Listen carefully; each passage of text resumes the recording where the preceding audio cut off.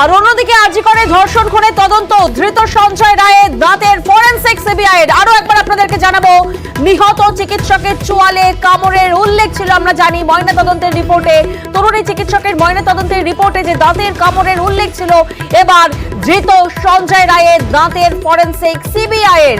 প্রতিনিধি অমিত এই মুহূর্তে আমাদের সঙ্গে রয়েছেন। অমিত, ঠিক কি জানা যাচ্ছে?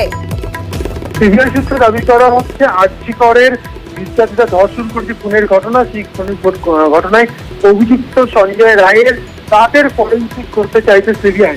কারণ ময়নাতদন্তের যে উল্লেখ রয়েছে সেখানে চোয়ালের কাছে বা চোয়ালের উপরের অংশে কামড়ের ক্ষত চিহ্ন রয়েছে। সেক্ষেত্রে 2/2 ইঞ্চি কামড়ের ক্ষত রয়েছে। ওই বিশেষটা চোয়ালের উপরে ক্ষত ছিল এমনটা উল্লেখ করা হয়েছে ময়নাতদন্ত রিপোর্টে। সেক্ষেত্রে ওই ক্ষতের যে মেজারমেন্ট পাওয়া গিয়েছে ময়নাতদন্ত রিপোর্টে, সেই মেজারমেন্টের সঙ্গে এই সঞ্জয় রায়ের অভিযুক্ত হিসেবে এখন জেলে রয়েছেন তার দাঁতের ফরেনসিক করে